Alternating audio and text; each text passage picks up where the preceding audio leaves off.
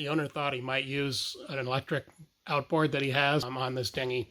And to accommodate that, I've made a little modification to the in-whale here. I've followed the very rough guidelines in the book for this. The designers of this boat are not enamored with the idea of an outboard, and I get that. But they did give some guidance, and basically all I've done here is cut the in-whale back a little bit around the notch, but I have left the center part of the notch here because the bow of the boat fits into here when it's nested. So that's kind of a crucial thing. But I've cut it back a bit. This is just a raw cut. And that way the distance here is narrow enough for the outboard to clamp over. I looked up the drawing for the Torpedo outboard that the owner said he had and used those measurements to come up with this. So this is just a raw cut at the moment. And it gives plenty of clearance and width for the outboard to clamp on. And then to finish it off, I built this is a piece that's going to go underneath the in-whale. It's got an angle similar to the one that's already on there. And I glued this up out of 2 pieces of 1/2-inch plywood that I had, actually 12 millimeter. With epoxy, I glued it. And it's just temporarily screwed together.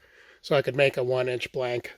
To continue on the outboard mount modification, I thought it'd be easier to tip the boat up on end with the transom down on the floor so I could actually get at it easily, and especially get at the back side. So the 1-inch lamination of plywood that I made up, that cured, and I cut it to rough shape according to the opening that I cut in the in-whale, and then I glued it in place with epoxy and filled it all around it with more epoxy. It's clamped in place at the moment. It's epoxied both to the underside of the in-whale and to the inside of the transom. And then the fillet just continues to the one that basically is already in place around the in-whale.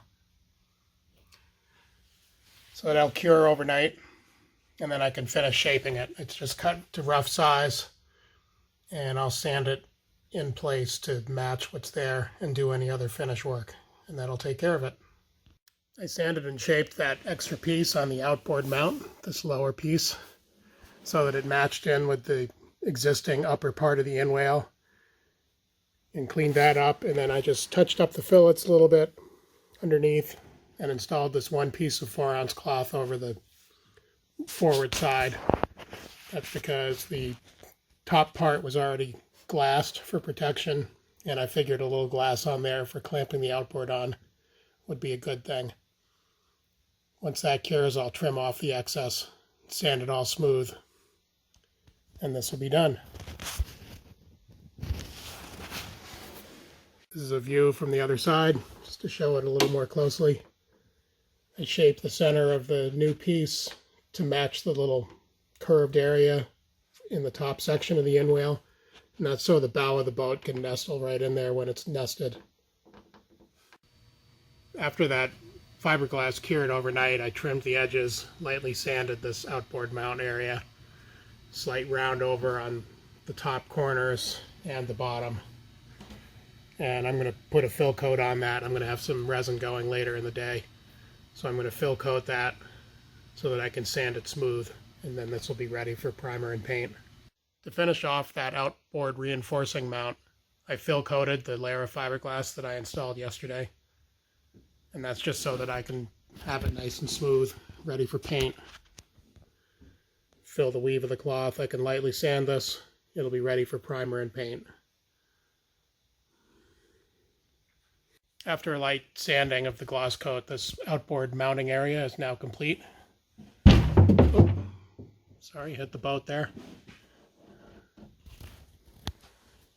Ready for primer and paint whenever I do the inside of this boat. It should be pretty soon.